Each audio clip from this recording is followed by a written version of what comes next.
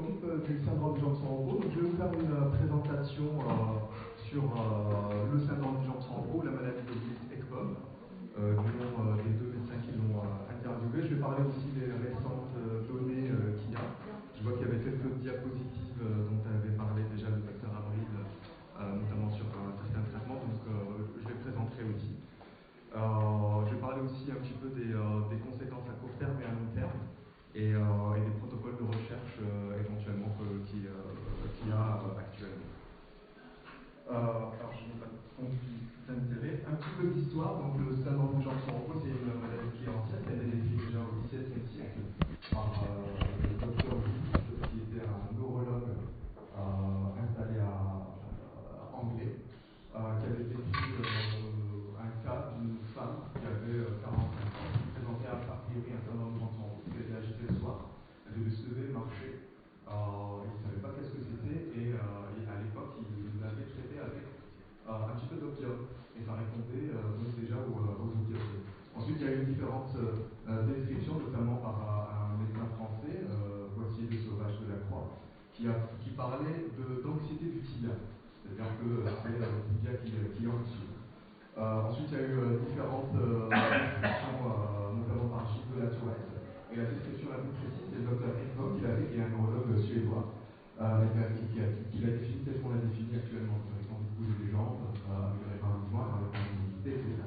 Et tout en bas, en 1962, c'était le premier enregistrement de patients qui avaient un syndrome de Johnson-Roux, et on avait objectivé ce qu'on ne connaissait pas à l'époque, les mouvements, qu'on appelait myoclonie à l'époque, et en fait qu'on appelle maintenant mouvement paralytique des jambes.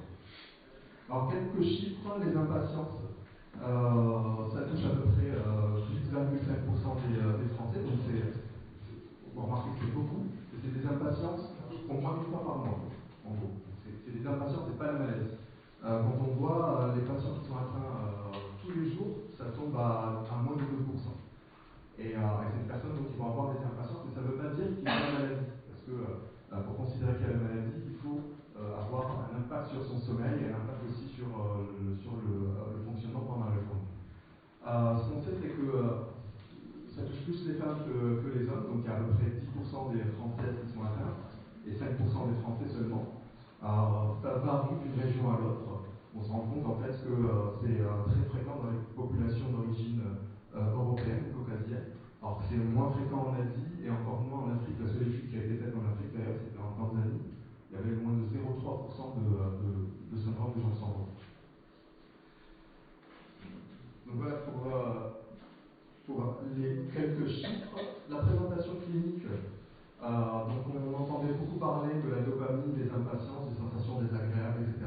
En fait, on se rend compte que qu'il y a trois composantes. Donc il y a les sensations désagréables au milieu, que vous pouvez voir.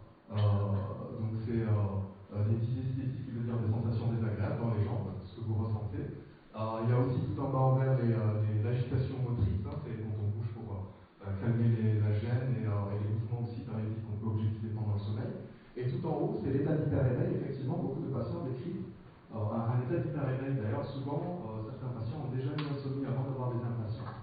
Et c'est comme si, dans le syndrome du Johnson-Roux, malgré le manque de sommeil, certains patients ne sont pas si somnolents que ça.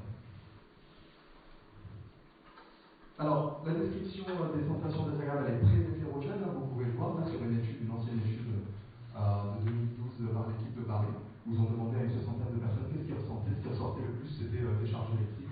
Ensuite, picotement, brûlure, sensation de chaleur, etc. La description, elle est très variable.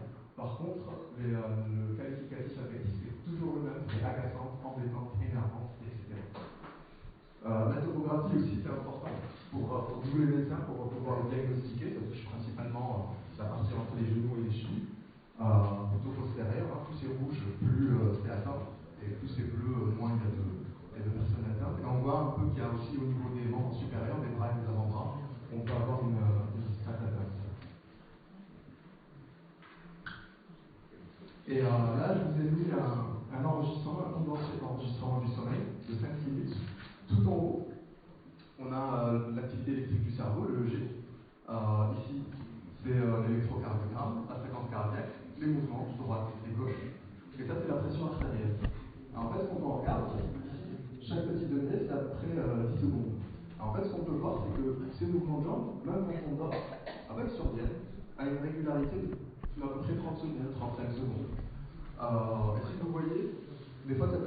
à des micro-éveils, ici en haut.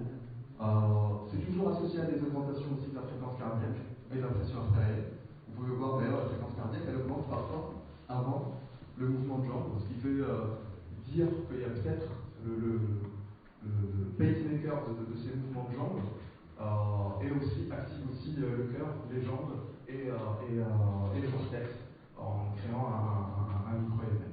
Et ce qui est embêtant, c'est surtout cette pression artérielle qui augmente, en fait, et qui ne baisse pas à chaque fois qu'il y a un mouvement.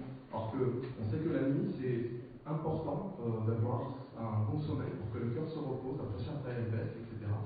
Et quand on voit ça, on peut se dire que les mouvements de jambes, en fait, ils peuvent jouer un rôle délétère sur le point cardiovasculaire à plus long terme. Vous pouvez m'arrêter ou si vous avez des questions, n'hésitez pas. Justement, sur ce point-là, est-ce que vous avez pu constater sur des patients une dégradation du problème du cardiaque? Non, je vais l'aborder tout à l'heure, mais pour vous répondre, non.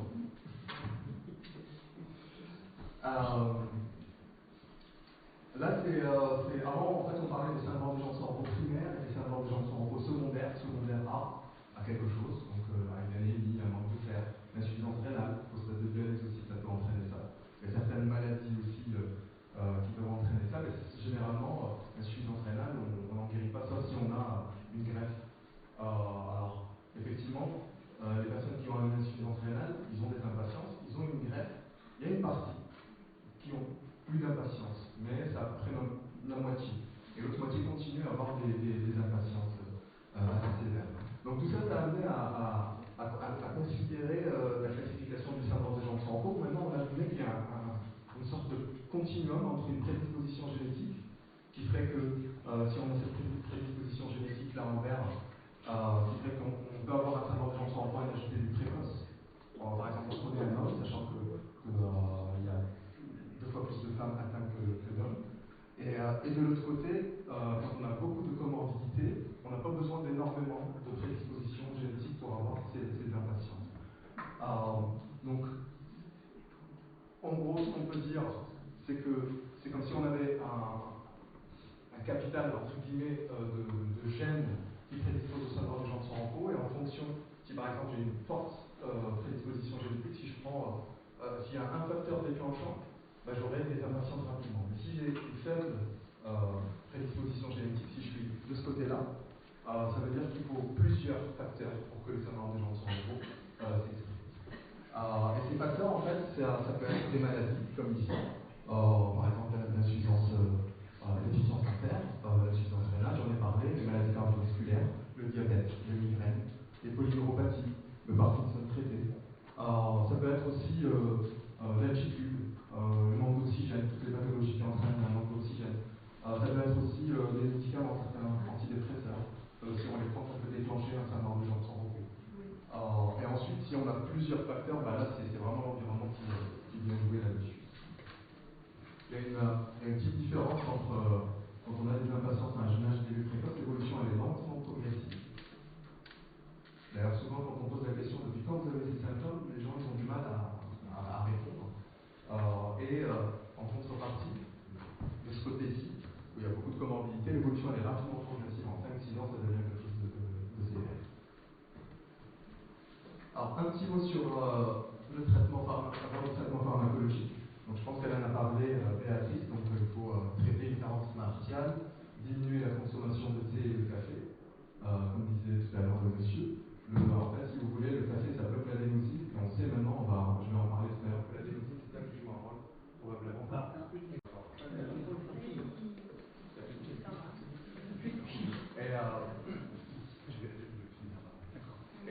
Je vais en parler tout à l'heure, mais a priori, ce serait l'adénosine qui, je pense que Béatrice en a parlé, c'est l'adénosine en fait qui pourrait être la cause.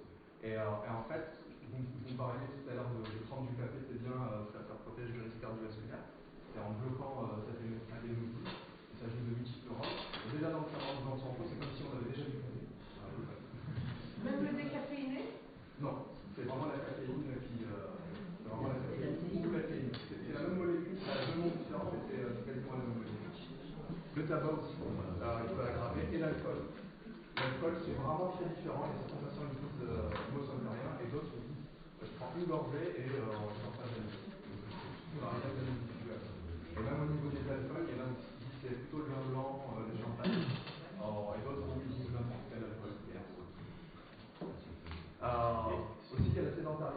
Quand on parle le café, c'est l'abonnement complet ou bien on va prendre un café le midi et puis.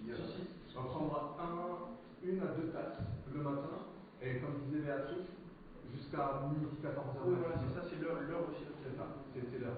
En fait, le café, il est métabolisé comme beaucoup de choses par le foie. Et en fait, il y a des individus qui métabolisent très rapidement le café et d'autres qui le métabolisent beaucoup plus lentement. Et ceux qui métabolisent beaucoup plus lentement, ils vont garder plus souvent.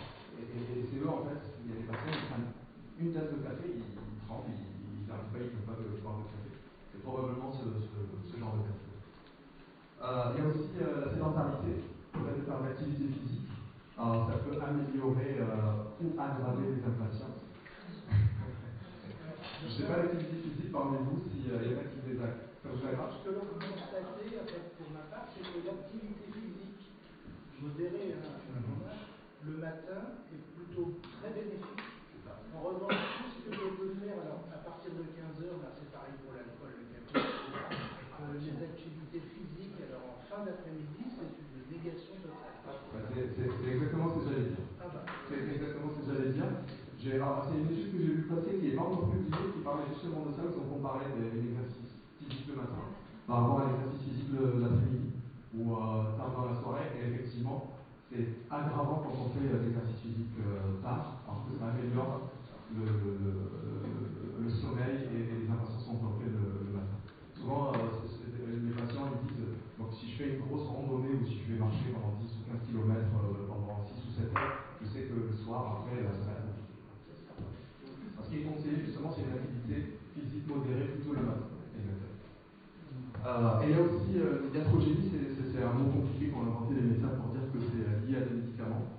Et c'est principalement les antidépresseurs qui stimulent la sérotonine, parce que la sérotonine, elle inhibe un peu la dopamine.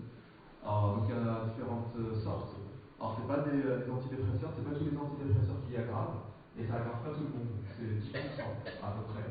Pour certains médicaments, il y a juste le Norset ou la myocéline qui peut aggraver dans 30% dans les études. Les antidépresseurs précipitent également. Les neuroleptiques cachés, c'est les antinauséeux, par exemple, le trimperan. Ça peut aggraver les impatiences parce que ça diminue la dopamine. Les antihistaminiques comme la Tarax, des fois d'ailleurs les antihistaminiques qui sont utilisés par les anesthésies en pré-anesthésie, donc ils donnent une forte dose, et souvent il y a certains patients qui les aggravent. Alors, au lieu de dormir, ils ne dorment pas et ils courent dans le couloir et ça devient compliqué. Il y a aussi certains produits anesthésiques qui peuvent aggraver des mouvements. Il y a eu certains chirurgiens qui voyaient des gens bouger alors que la personne était anesthésiée. Il y a aussi les inhibiteurs de la pompe à protons, donc c'est les antiacides qu'on prend quand on a de l'ulcère. A priori, ça diminuerait l'absorption du fer. Alors, il ne faut pas évidemment l'éliminer, mais il faut le savoir.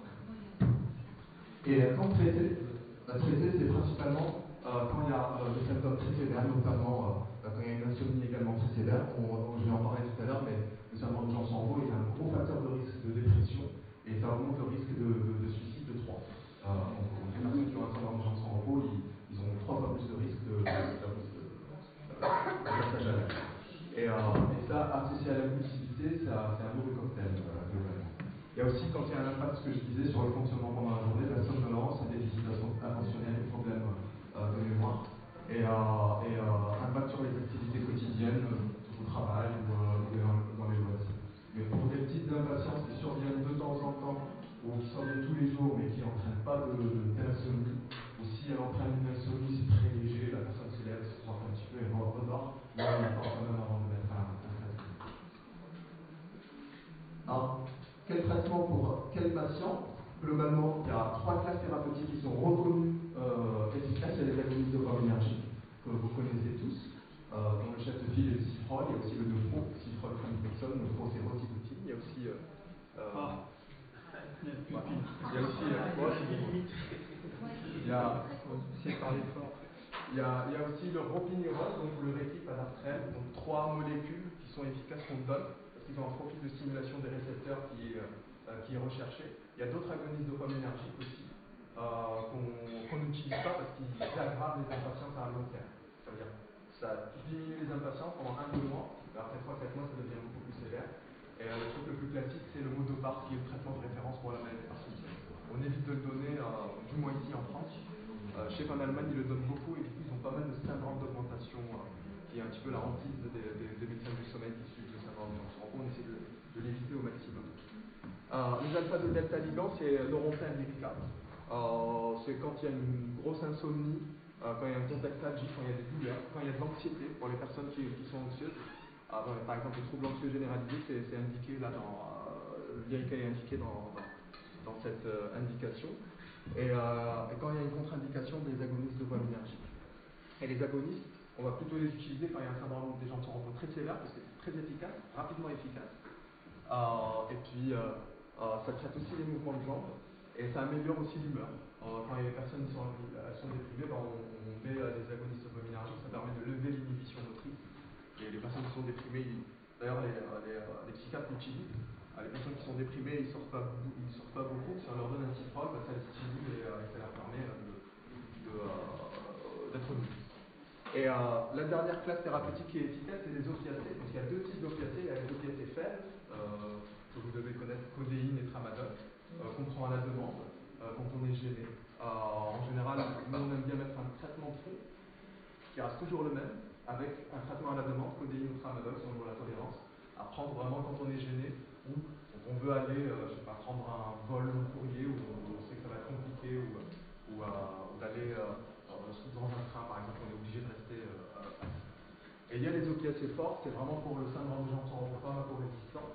Il y a les opiacés forts, il y en a beaucoup. Il y a un médicament qui a été testé dans le syndrome des Janssen qui est très efficace, qui s'appelle l'Oxylia, qui a été testé sur 1 an dans une étude qui est parue il y a quelques années, c'était en 2016, je crois. Et il a mis en fait c'est un morphine qui est très fort, qui est 2 fois plus fort que la morphine, et qui est en forme de libération prolongée. On le réserve vraiment quand on a tout épuisé et que voilà, on n'a plus le choix, donc on met le traitement par Oxylia, et quand il est bien toléré, c'est très efficace. Ça permet de bien contrôler les impatients. Donc en général, nous les médecins, on va mettre ce qui est recommandé, c'est de mettre l'une ou l'autre classe d'agonistes dopaminergiques ou les antiépileptiques, les alpha-2-delta ligands. Alpha-2-delta ligands, alpha-2-delta, c'est des canaux qui se trouvent sur les neurones, qui font passer le calcium pour qu'ils soient stimulés. Et eux, en fait, ils viennent et ils les bloquent. Donc il y a moins de calcium qui rentre dans le neurone, et le neurone, il devient moins excité, en gros. Donc on donne soit un agoniste. Si on essaie les agonistes, ça ne marche pas, on essaie un deuxième, ça ne marche pas, on essaie un troisième, ça ne marche pas. On réessaye le lyrica, si ça ne marche pas, on essaie un neurontin par exemple. Si ça ne fonctionne pas, on fait une association entre les deux. Et vraiment, quand on a essayé l'association et ça ne marchait pas, on passe aux opiacés forts. Donc comme je vous l'ai dit, il y a le Xinium et il y a d'autres médicaments aussi, le purogétique qui est en forme de patch, qui est aussi efficace, mais avec les effets indésirables des opiacés. J'ai une question. Oui. Est-ce que vous savez s'il existe des traitements, des médicaments différents ailleurs en France? Par exemple, dans d'autres pays d'Europe, on ne pourrait pas l'utiliser en France, il y a aux États-Unis, à ma connaissance, aux États-Unis, ils ont une forme de neurontin, mais qui a une longue durée d'action. Le neurontin, il a une durée d'action de 5-6 heures. Et aux États-Unis, ils ont un neurontin, c'est gabapentin, qui a une durée d'action qui est de 12 heures. Après, avant, il y avait des agonistes dopaminergiques qui ont été retirés du marché parce qu'ils provoquaient des effets indésirables graves de calcification des valves aortiques, etc. C'est ce qu'on appelle les dérivés ergotés qu'on donne plus, mais qui étaient donnés dans les années 80, et a priori ça donnait d'assez bons résultats. Mais bon, on évite de donner là-dessus.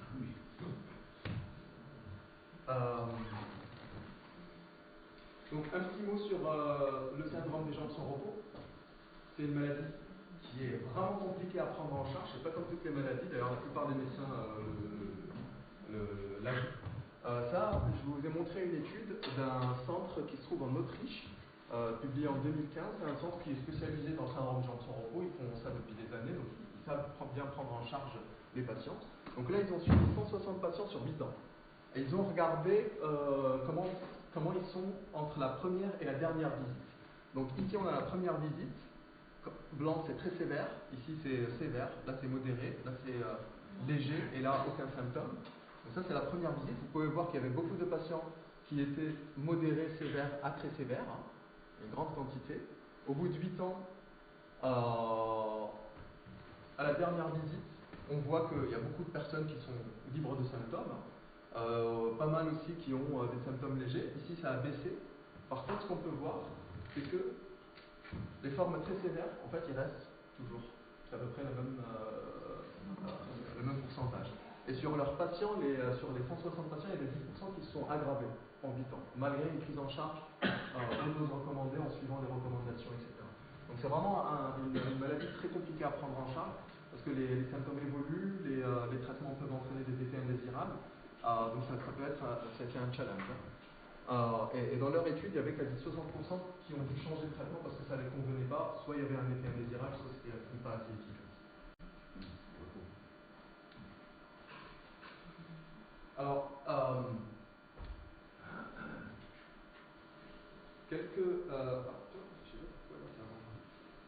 donc les conséquences à court terme du syndrome des jambes sans repos, ils sont essentiellement d'ordre. Donc ça c'est une étude qu'on avait faite sur à peu près plus de 600 patients, où nous on fait des études, on fait des évaluations standardisées, tout le monde a quasiment la même évaluation pour pouvoir suivre le patient et comparer les patients entre eux. Donc il y a des échelles qui sont remplies sur la sévérité de la maladie, sur les symptômes dépressifs, l'insomnie, etc. Et en fait, on s'est basé sur cette échelle, une échelle qui s'appelle l'échelle de dépression de Beck, qui évalue juste les symptômes. Ça ne pose pas le diagnostic de dépression. Et on a retrouvé qu'il y avait 10 fois plus de risque d'avoir des symptômes dépressifs modérés à très sévères quand on a un syndrome des jambes sans repos chez nos patients là il y avait plus de 600 patients et 600 contrôles.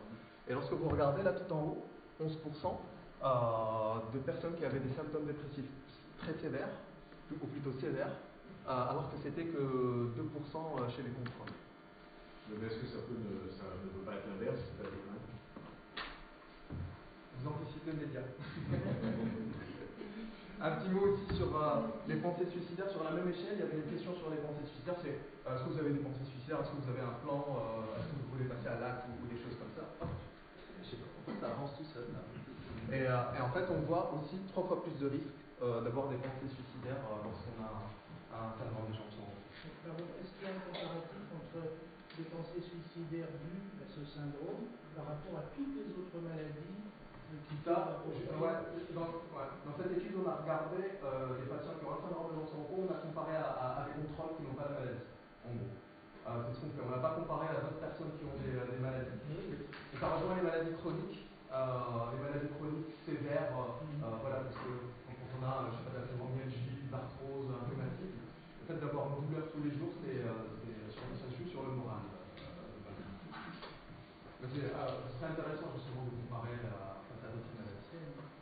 Et pour répondre à la question de monsieur, effectivement, ça baisse. Quand on traite, on avait un sous-groupe qui avait 140 patients. Donc quand ils ne sont pas traités, il y a quasiment 50% qui ont des symptômes modérés légers à sévères et 30% qui ont des symptômes modérés à sévères. Alors que quand on les traite, ça baisse et c'est assez significatif. Donc on voit bien que c'est lié à la maladie. Par contre, les pensées suicidaires, en fait, ça a baissé, mais c'était pas significatif. Et on pense que c'est plus lié à la maladie parce que dans le syndrome des jambes sans repos, évidemment, c'est pas tout le monde, mais il y a un certain degré d'impulsivité. On ne sait pas si c'est lié à la maladie en soi. Je ne sais pas si vous savez, mais le syndrome des jambes sans repos, c'est très associé au TDAH chez l'enfant. Les enfants qui ont un TDAH, les enfants hyperactifs, ils ont souvent un syndrome des jambes sans repos, et leurs parents aussi. Et d'ailleurs, on pense que c'est un petit peu ce serait la même maladie avec des expressions différentes, avec des impatiences le soir, des mouvements de jambes la nuit et des difficultés attentionnelles pendant le jour. Mais ce que je voulais dire, c'est qu'il y a de l'impulsivité. Et donc on pense que c'est soit lié à la maladie, soit lié à l'insomnie. Parce que la privation de sommeil, on a du mal à contrôler ces impulsions. Donc on va être irritable par exemple, on va avoir pleurer vite ou s'énerver très vite. Petit mot aussi sur les conséquences à court terme, la somnolence. Là, on ne l'a pas encore publié, c'est le prochain papier. Il y a à peu près 120-130 patients consécutifs qui ont bénéficié d'une notre évaluation standardisée. On a fait pour eux des tests de sieste. Maintenant, on fait les tests de sieste pour voir la répercussion du manque du sommeil sur la vigilance le jour. Alors, sur l'échelle de somnolence, est-ce que vous êtes somnolent? Ça s'appelle l'échelle d'Epworth. On retrouve, en anglais c'est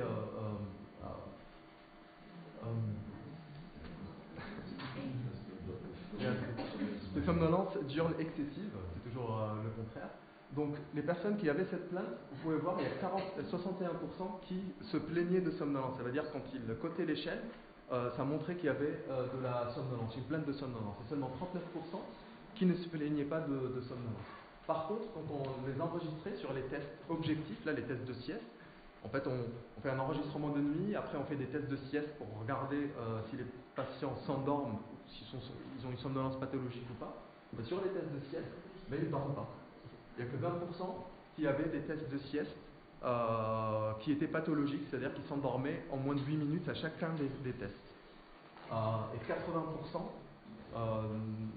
ne dormaient pas. Sachant que la plupart des patients avaient dormi moins de 6 heures, et il faut au minimum 6 heures pour valider ces tests. Si on avait un groupe contrôle, en fait, la différence serait flagrante, ce serait vraiment énorme. Et on pense que ça, c'est dû justement à un état de, elle en a parlé Béatrice Avril, à un état de hyperglutamatergie. C'est le glutamate qui est trop élevé, en plus de la dopamine. Donc la somnolence était surtout, quand on compare les personnes qui étaient somnolentes par rapport à ceux qui n'étaient pas somnolentes, qui se plaignaient de somnolence, somnolence subjective, ils avaient un syndrome des jambes un peu plus sévère, ils étaient un petit peu plus déprimés, et ils avaient plus de somnolence objective. Par contre, les personnes là qui étaient somnolentes objectivement, donc les personnes à risque d'accident par exemple, de voiture, etc., ils étaient plus âgés, c'était plus souvent des hommes. Ils avaient surtout une diminution en fait du temps de sommeil et beaucoup de mouvements de jambes pendant la nuit qui a précédé les tests, et qui montre en fait que c'est des personnes, que ces facteurs peuvent être des facteurs à risque pour une somnolence pathologique avec des risques d'accident, etc. Les conséquences à long terme, c'est essentiellement d'ordre cardiovasculaire. Comme vous le savez, le syndrome des jambes sans repos, ça a été démontré, il y a plus d'obésité, plus de diabète, plus de cholestérol. C'est associé à l'âge aussi. Et tout ça, c'est des facteurs de risque cardiovasculaire, globalement. Et on sait aussi qu'il y a plus de maladies cardiovasculaires aussi. Donc il y a en même temps les facteurs de risque cardiovasculaire qui sont plus importants, et en même temps les maladies cardiovasculaires qui sont plus augmentées. On ne sait pas si c'est lié à la maladie, si c'est lié au mouvement de jambes qu'on a vu tout à l'heure avec des augmentations de la pression artérielle, ou bien si c'est lié à l'insomnie, parce que l'insomnie aussi peut entraîner des choses comme ça. On avait fait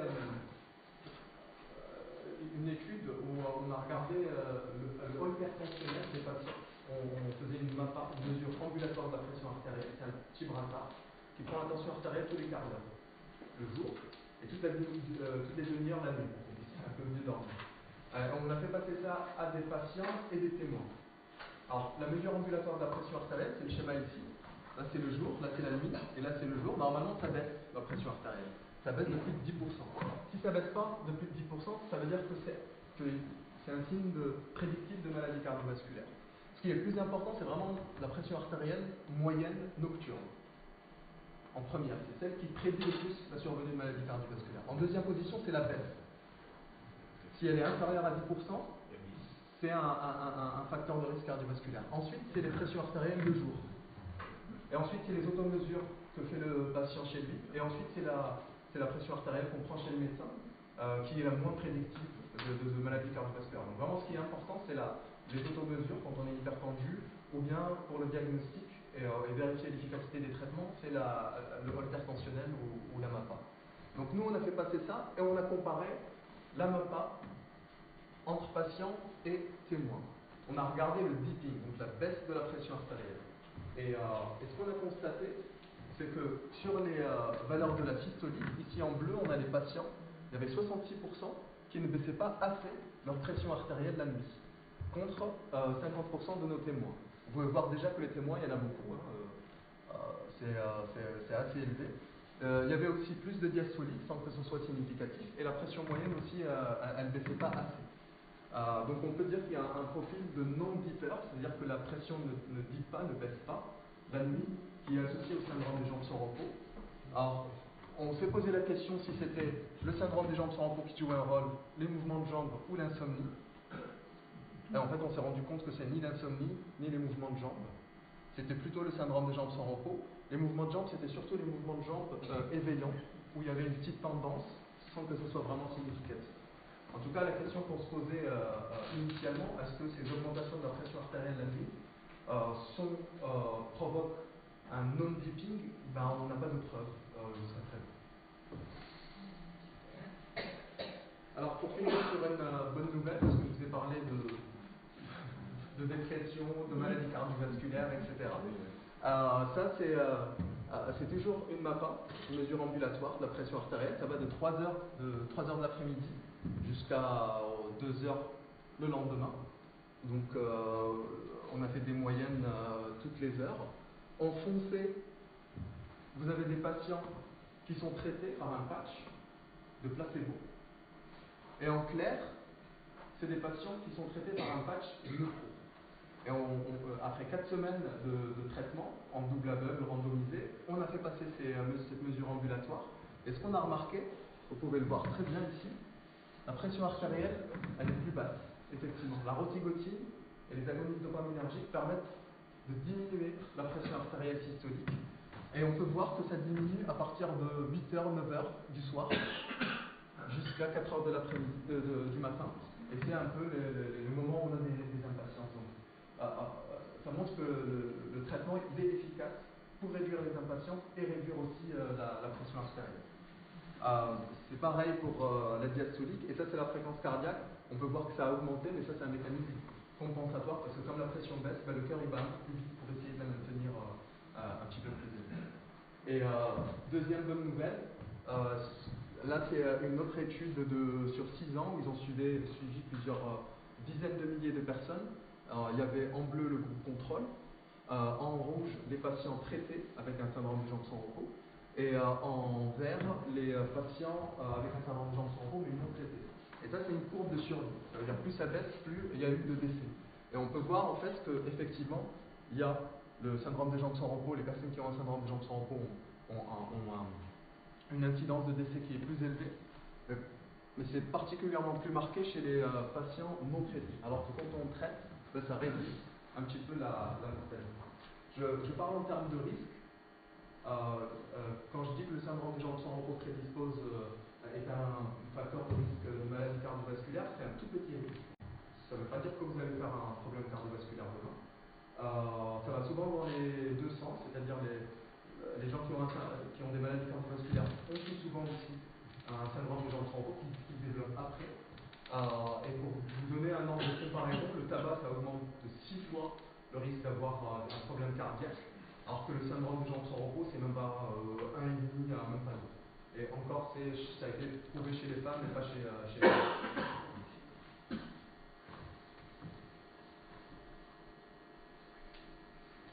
Alors maintenant on va rentrer un peu dans le vif du sujet avec, je vais parler un petit peu des dernières nouveautés. Il y avait Atis Sabri qui avait déjà parlé un petit peu de certains traitements, de certains médicaments, je vais aussi en parler. Vous savez, dans les maladies, quand on veut faire de la recherche fondamentale sur la maladie, il faut développer un modèle animal de la maladie, c'est-à-dire de prendre un petit mangeur, une souris ou un rat de laboratoire, et d'avoir un modèle, c'est-à-dire de faire des lésions pour que l'animal ait la même maladie que l'homme, et pour voir ce qui se passe.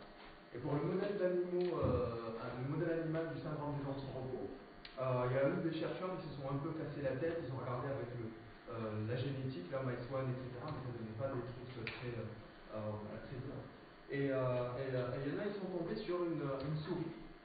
C'est une souris qui porte le doux nom de BXD40, et c'est parce que c'est juste les femelles qui ont ça. En fait, ces souris, elles sont un petit peu modifiées génétiquement, de telle sorte qu'elles ont moins de fer, mais juste en cerveau. Et elles ont du fer normal au niveau périphérique. Et ce qu'ils ont remarqué, ces chercheurs, c'est qu'elles présentaient un phénotype qui pouvait ressembler au syndrome des jambes sans repos. Vous pouvez voir ici, ça c'est l'activité de la souris. Donc ça va de midi, là c'est minuit, minuit et ainsi de suite. Vous pouvez voir les souris elles sont actives la nuit et elles dorment le jour. Donc de 6 heures donc là elle est active, mais là à partir de 6 heures du soir jusqu'à 6 heures du matin, elle dort. Là, après, elle est active, et puis elle dort. Et là, elle est réactive, puis elle dort. Ce que vous pouvez voir, là où il y a les flèches, ça correspond à la fin de la période d'activité. À chaque fois, à la fin de la période d'activité, ils ont remarqué qu'il y avait un pic d'agitation.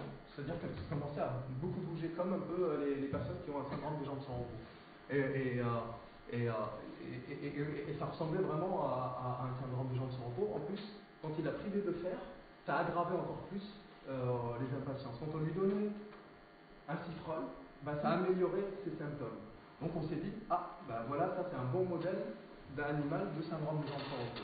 Donc ce qu'ils ont fait les chercheurs, c'est que après, les souris, malheureusement au bout de 3 mois, elles sont sacrifiées pour regarder ce qui se passe dans leur cerveau.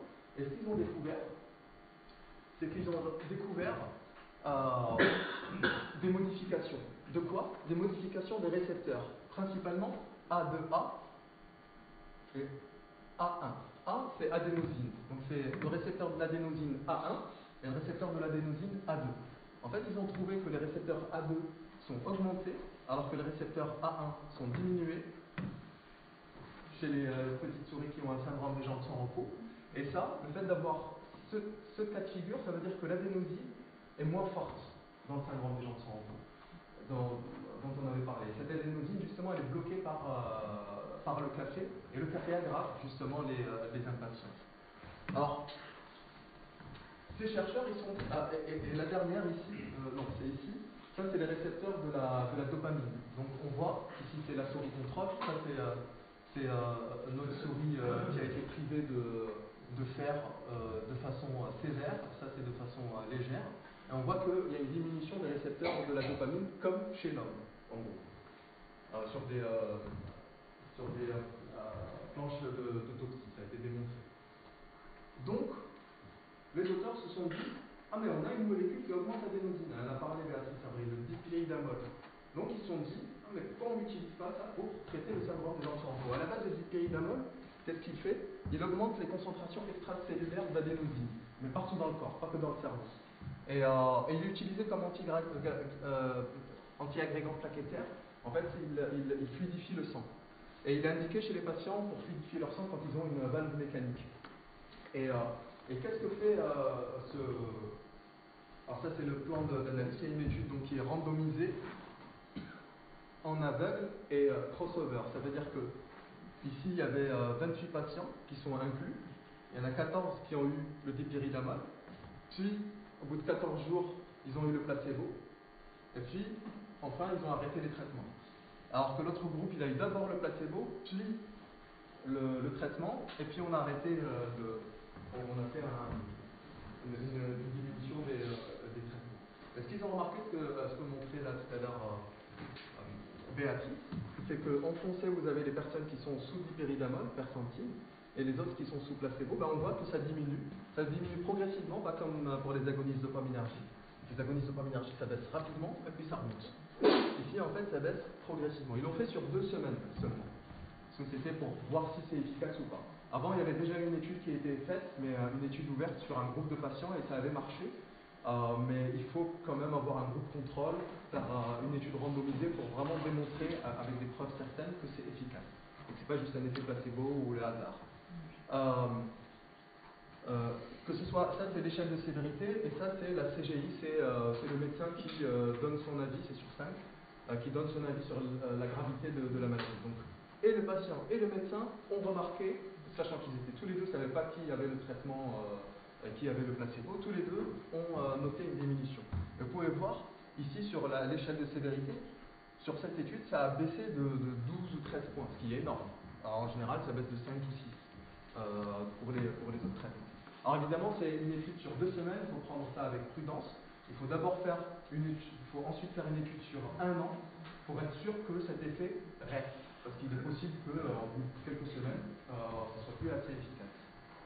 Ça c'est pareil, mais pour la CGI, donc le score du médecin. Donc, on a vu que les modèles animaux de souris, quand on les prive de fer, elles ont moins d'adénosine dans le cerveau. On a vu que des traitements qui augmentent l'adénosine chez l'homme améliorent aussi les symptômes. Ça améliore, je ne l'ai pas mis ici, mais elle avait dit Béatrice, les symptômes sensitifs et aussi les mouvements paralytiques des jambes. Et tout ça, ça a amené à revoir un peu la physiopathologie ou les mécanismes impliqués. Je vous remets à peu près le même tableau qu'on avait fait avec l'hyper-éveil, l'insomnie et les micro-éveils. Ici, les sensations désagréables, et là, la composante motrice. En fait, ce qu'on suppose, c'est que le glutamate, donc il y a un neurotransmetteur dans le cerveau qui est excitateur, eh ben, il y a un état d'hyperglutamatergisme, il est trop sécrété, et il serait responsable de cet état d'hyper-éveil, d'insomnie, de micro-éveil associé au mouvement de jambes, et aussi impossibilité de dormir, avoir des tests de sieste. Alors que la dopamine, elle est responsable plutôt de ces mouvements de jambes, les mouvements périodiques des jambes, et des sensations désagréables. C'est pour ça que les agonistes dopaminergiques agissent bien sur ces deux symptômes, mais sans forcément améliorer le côté insomnie. Et en fait, qu'est-ce qui freine l'adénosine et la dopamine, le glutamate et la dopamine, c'est l'adénosine qui a un rôle de freiner cette dopamine et glutamate. Et comme dans le syndrome des jambes sans repos, elle est moins forte parce que les récepteurs ils sont instables, du coup, par conséquent, la dopamine elle est déréglée et le glutamate également. Et tout ça, évidemment, c'est lié à un manque de fer. On voit qu'on remonte petit à petit, en fait, on enquête quelque part. Au départ, on était ici, on a remarqué que ça fait un moment, en fait, où on pense qu'il y a ça fait quelques années, on pense que l'adénosine pourrait jouer un rôle. On savait aussi, parce que les alpha-2-daltaligand agissent là sur le glutamate, on sait aussi que le glutamate était probablement impliqué. Et là, en fait, l'énigme, elle est en train petit à petit d'être résolue. Alors, ça ne veut pas dire que c'est la seule cause. On n'en est pas certain. Il peut y avoir d'autres causes, parce que c'est vraiment une maladie hétérogène, mais c'est un mécanisme qui est assez séduisant. Alors, on a vu que le fer joue un rôle central. Ça a été décrit dès le départ par le docteur Ekbom, il avait associé ça au fer. Il y avait un collaborateur à lui qui s'appelait Norlander, qui aussi avait ramené l'observation du manque de fer chez les patients qui ont un syndrome des jambes sans repos. Et une maladie qui diminuait lorsqu'on mettait du fer aux patients, lorsqu'on leur donnait du fer, que ce soit en intraveineuse ou par voie orale. On est certain aussi, il y a plusieurs preuves qui montrent qu'il y a un lien entre le fer et le syndrome des jambes sans repos. C'est présent dans 30% des personnes qui ont de l'anémie. C'est aussi plus élevé chez les donneurs de sang. Il y a une baisse de ferritine dans 20% des cas de syndrome des jambes sans repos. La ferritine, évidemment, elle est dosée au niveau périphérique, pas au niveau central, ça ne reflète pas forcément les concentrations. Ça a été objectivé aussi avec des IRM, des imageries spéciales qui se font dans la recherche, qui s'appellent R2 étoiles. C'est l'imagerie ici. Ici, en fait, on est tout en bas du cerveau. Ici, c'est le patient. Là, c'est le témoin. Vous pouvez voir que c'est beaucoup plus blanc parce qu'il y a... ici, c'est le patient et ici, c'est le témoin. Vous pouvez voir que c'est beaucoup plus blanc parce qu'il y a beaucoup de métal en fait, dans le cerveau, alors que ça manque dans le syndrome des jambes sans repos. Il y a une autre façon aussi de l'explorer. Je sais que c'est le même... c'est Borroguero, qui est de Madrid, qui avait fait l'étude sur dipyridamol. Lui, il fait un Doppler transcrânien et il regarde les noyaux gris centraux et s'ils ne sont pas assez échogènes, ça veut dire qu'il y a un manque de fer. Alors ça reste encore à prouver, mais ce serait un moyen de pouvoir explorer le fer à l'intérieur du cerveau sans être invasif, globalement. Ça a été aussi objectivé dans le LCR et sur les autopsies. Dans le LCR ici, ça c'est un sujet normal. Ça c'est le taux de ferritine, là il est abaissé, la ferritine est abaissée. Alors le métabolisme du fer, il est très compliqué, très complexe. Le fer c'est quelque chose qu'il faut bien réguler, bien contrôler, parce qu'il réagit avec tout. Ça peut oxyder en fait, provoquer des oxydations de différentes molécules ou aggraver des réactions chimiques dans le corps. Donc le fer est très contrôlé, il est absorbé au niveau intestinal, plus précisément au niveau du duodénum, avec une absorption active. Il y a une petite protéine qui s'appelle DNT1 qui joue un rôle majeur là-dedans. La régulation, c'est l'heptidine, qui a été découverte il y a une vingtaine d'années. Au départ, on pensait que c'était un agent antimicrobien. On s'est rendu compte que ça a freiné en fait le fer. C'est une hormone sécrétée par le foie. Le transport, comme son nom l'indique, c'est avec la transférine, qui est une autre protéine qui va accompagner le fer. dans le sang. Il y a du fer stérique, hein, et il n'y en a pas beaucoup. La plupart, il est accompagné avec une protéine. Le stockage, c'est une autre protéine qu'on appelle la ferritine. C'est littéralement une grosse boule. Enfin, il y a la ferritine L et H. En fait, H, c'est une grosse boule, et la L, c'est le couvercle. Et en fait, ça peut emprisonner une cinquantaine de molécules de fer, et hop, et ça se ferme, et il reste là, il ne bouge pas. Et la porte de sortie, comme son nom l'indique, c'est la ferroportine. C'est par là que sort le fer des cellules de stockage. Et les cellules de stockage, il y en a 3. Le foie, les cellules du foie. Les macrophages, c'est les éboueurs du système immunitaire. Ils mangent tout et ils stockent donc le fer. Et les cellules du duodénum qui absorbent le fer. Alors, on s'était posé la question, vu que l'hepsidine, elle contrôle le fer, on s'est dit, et si on regardait l'hepsidine dans le syndrome des jambes sans repos? Parce que on parle souvent de ferritine, il faut surveiller la ferritine, etc. C'est un biomarqueur de la maladie, etc. Nous, on s'est dit, on va comparer entre l'hepsidine et la ferritine. Quel est celui qui identifie le mieux le syndrome des jambes sans repos? Comme je vous l'ai dit, l'hepsidine, quand elle est sécrétée, elle va diminuer la biodisponibilité du fer. Ça veut dire que le fer n'est plus assez disponible et qui peut provoquer une carence martiale. Donc on a fait une étude là, qui date déjà de quelques années. On a comparé chez nos patients et nos témoins la ferritine. C'était quasi équivalent. Il n'y avait pas de grande différence. Or que l'hepsidine, ici en gris, vous avez les patients, en bleu vous avez les témoins, il y avait quasiment 4 ou 5 fois moins d'hepsidine chez les contrôles. Ça veut dire que ici, nos patients, ils avaient 5 fois plus d'hepsidine malgré un taux de ferritine normal. Donc quand on a cette association, donc même si la ferritine est normale, ça veut dire que le fer n'est pas assez disponible, globalement. L'hepsidine permet la séquestration du fer dans les cellules de stockage. Je vous ai mis un petit schéma qui permet de mieux comprendre. Donc voilà l'hepsidine, ça c'est le foie, ça c'est les macrophages, ça c'est le duodénum, et ça c'est la moelle osseuse. Donc on voit que l'hepsidine elle est sécrétée par le foie, c'est ça l'hepsidine. Qu'est-ce qu'elle fait? Elle inhibe, ça c'est la ferroportine, elle ferme la porte au fer, littéralement, pour qu'il ne puisse plus sortir, puisque le fer là il sort par là. Quand il sort, il est souvent capté par la transférine, c'est ça, elle peut capter 2-3 molécules de fer et les accompagner jusqu'au tissu cible. L'absorption elle se fait ici, elle est transportée aussi ici. Et quand on regarde l'hepsidine, on s'est dit, il y a beaucoup d'hepsidine chez les patients. Pourquoi? Peut-être c'est les régulateurs de l'hepsidine. On a regardé les régulateurs de l'hepsidine, c'est lesquels? Il y a celles qui inhibent l'hepsidine pour augmenter l'absorption de fer, c'est l'érythropoène, donc l'EPO, l'érythropoïétine, l'hypoxie, la diminution de l'oxygène, et les hormones sexuelles, aussi testostérone, œstrogène. On sait que par exemple, les œstrogènes peuvent jouer un rôle dans le syndrome des jambes sans repos, notamment la pilule, etc. Et qu'est-ce qui stimule l'hepsidine? C'est le fer, quand il y en a beaucoup, l'inflammation et d'autres petites protéines là, qui jouent un rôle plus dans l'os.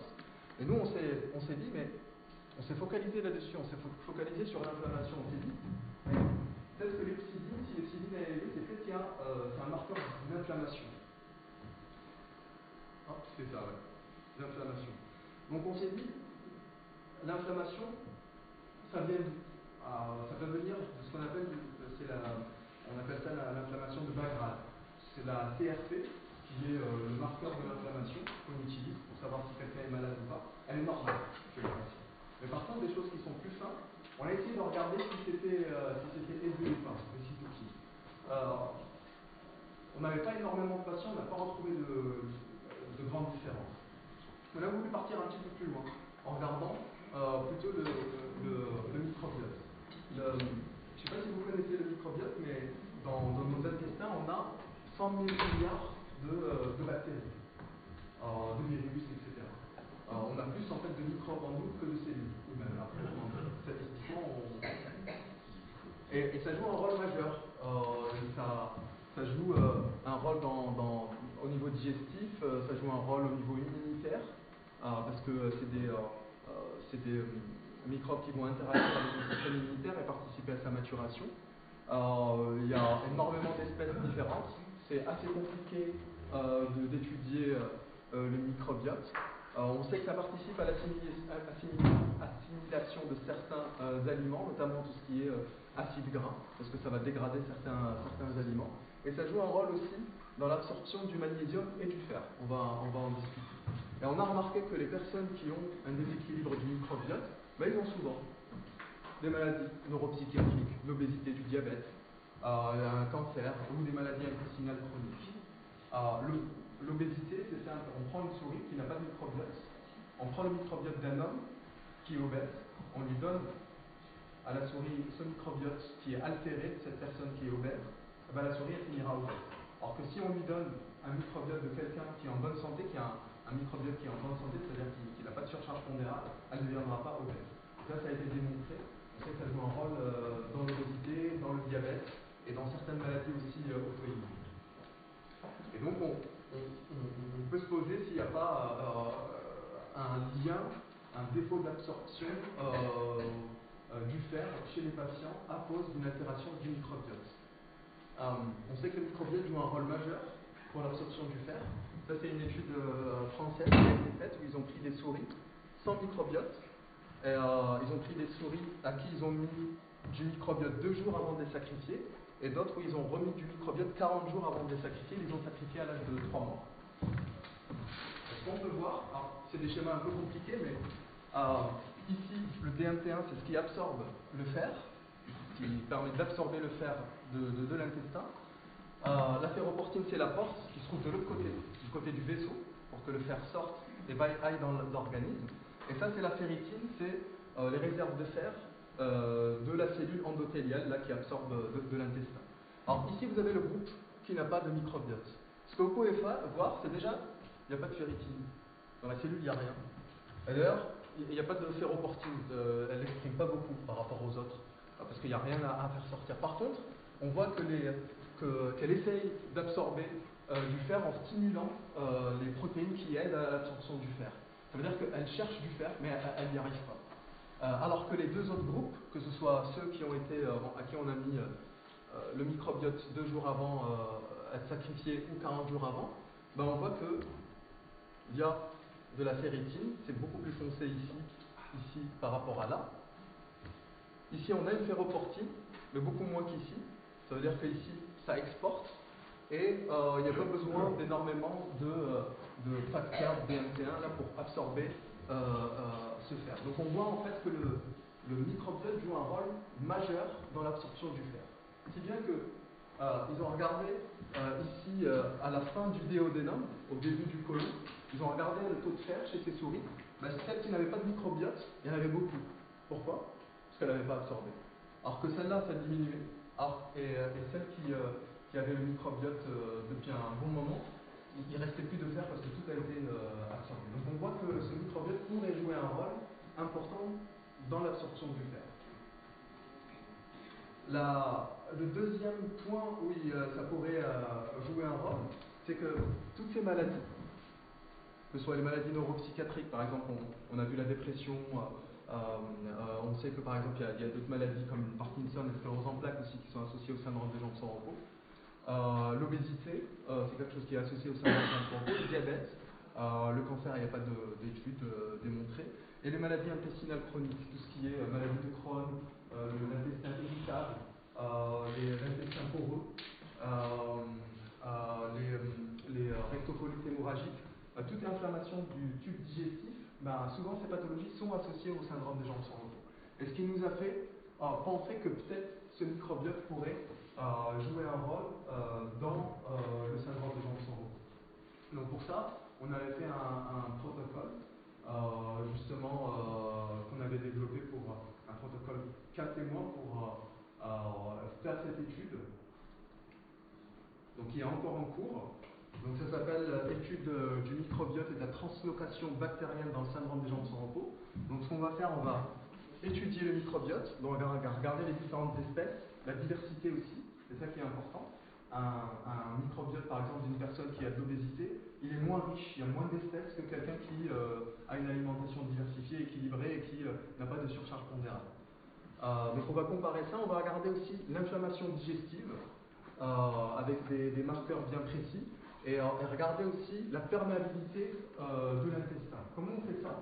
En fait, c'est simple, c'est on fait une collection de microbiotes et on fait une prise de sang. Et on regarde s'il y a de l'ADN des microbes qu'il y a dans le microbiote qui est passé dans le sang. Et s'il y en a beaucoup, ça veut dire que l'intestin est poreux et qu'il laisse passer ces microbes qui pourraient entraîner de l'inflammation de la grade et faire en sorte que les fers soient moins disponibles et aggraver les inflammations. Je sais que c'est long, mais... ensuite, ce qu'on va essayer de voir aussi dans cette étude, c'est de regarder si cette diversité du microbiote et le fait qu'il y a des microbes qui passent la barrière de l'intestin, si c'est associé à la sévérité de la maladie, à l'âge de début, aux caractéristiques de la maladie. Est-ce que c'est associé à des caractéristiques biologiques, que ce soit la ferritine par exemple, la CRP c'est le marqueur de l'inflammation, l'hepcidine qu'on a vu, et les interleukines c'est ce dont j'ai parlé tout à l'heure, c'est eux qui médient l'inflammation de bas grade. Donc on va voir si c'est lié à ça, et en même temps on va regarder aussi si c'est lié au mouvement de jambes ou au temps de sommeil. Alors c'est une étude qui a été financée pour une grande part par vous, donc qui a permis en fait de pouvoir démarrer cette étude. Elle se fait dans 2 cadres, parce que c'est une étude en fait c'est une étude cas témoins, on est des témoins. Donc on est en train de faire les démarches administratives, le dépôt de CPP, etc. Et on le fait aussi dans le cadre de notre corps qui s'appelle Somnobank, de nos patients qui sont suivis. Et là, on a inclus une trentaine déjà de patients. Alors, c'est des données, en fait, tout ça, on va les stocker. Et à la fin de l'étude, quand on aura assez de patients et assez de témoins, on fera des analyses pour regarder s'il y a une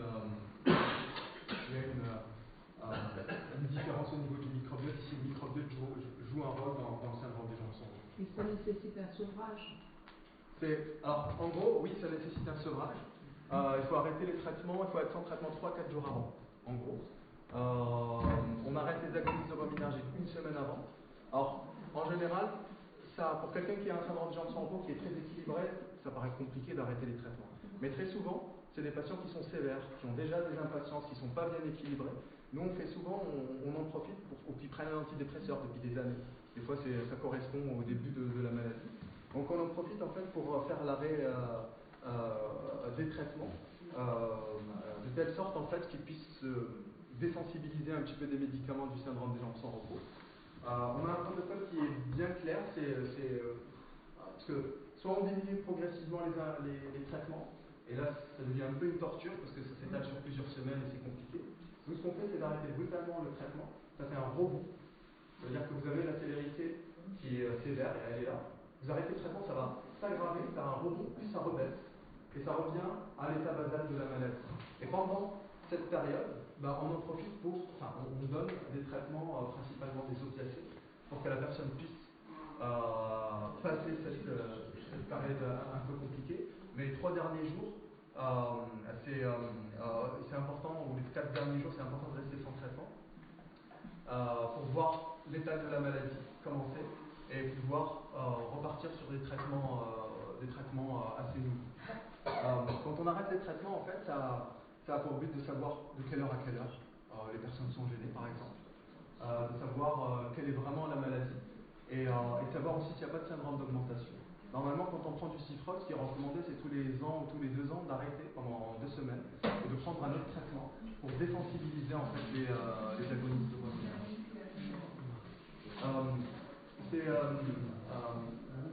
Sur les hospitalisations, en fait, sur cette étude, en fait, on fait donc l'enregistrement polysomnographique.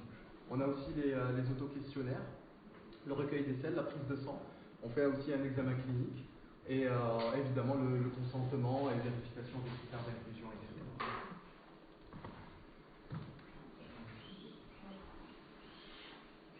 On a plusieurs aussi, on a une étude aussi là qui est quasi finalisée sur le syndrome des jambes sans repos et la cognition.